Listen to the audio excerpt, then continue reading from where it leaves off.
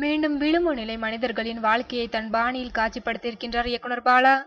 இந்த முறை கிராம மக்களின் முக்கிய பொழுதுபோக்கான கரகாட்டம், தப்படித்தலையும் அந்த கலைஞர்களின் வாழ்க்கையையும் படமாக்கியிருக்கின்றார். தஞ்சையில் தீப்பாஞ்சி அம்மன் காலனியில் வசிக்கும் சன்னாச்சிக்கு தொழில் கரகாட்டம். அதை முடிந்தவரை கௌரவமாகவே செய்து வருகின்றான். அவரது குழுவில் இருக்கும் சூறாவளிக்கு சன்னாசி மீது அப்படி ஒரு காதல். மாமா மாமா என்று எப்பொழுதும் சன்னாசியை சுற்றி வரும் சூறாவளிக்கு தன் மாமனை யாராவது தவறாக பேசிவிட்டால் வரும் கோபம் இருக்கின்றதே, அது நிஜ சூறாவளி. ஆனால் சன்னாசி சூறாவளி மீது இருக்கும் அன்பை வெளியில் காட்டிக் கொள்ளாமல் தன் கரகாட்ட குழுவினரை காப்பாற்றுவதையே கடமையாக நினைக்கின்றான். ஒரு கட்டத்தில் கருப்பையா என்பவன் மூலம் அந்த காதலுக்கு பங்கம் நேர்கிறது. அவனை நம்பி தன் மனதை கல்லாக்கி கொண்டு சூறாவளியை திருமணம் செய்து கொடுக்கின்றான் சன்னாசி. ஆனால் அதன் பிறகு சூறாவளி என்ன ஆனால் என்று தெரியாமல் போகின்றது. சூறாவளி போனதால் சன்னாசியின் கரகாட்ட குழுவும் தடுமாற ஆரம்பிக்கின்றது. அவதாரம் பாணியில் குழுவில் இருக்கும் கலைஞர்கள் சிலரை வெளியேற ஆரம்பிக்கின்றனர்.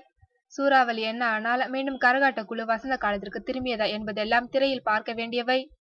மிகவும் ஒடுக்கப்பட்ட மக்களின் பின்புலத்தை இன்றைய வணிக சினிமாவின் களமாக எடுத்துக்கொண்டு அதை வெகுஜன வெளிச்சத்திற்கு கொண்டு வரும் தன் நல்ல பிடிவாதத்தை இந்த படத்திலும் பாலா தளர்த்தி கொள்ளவே இல்லை.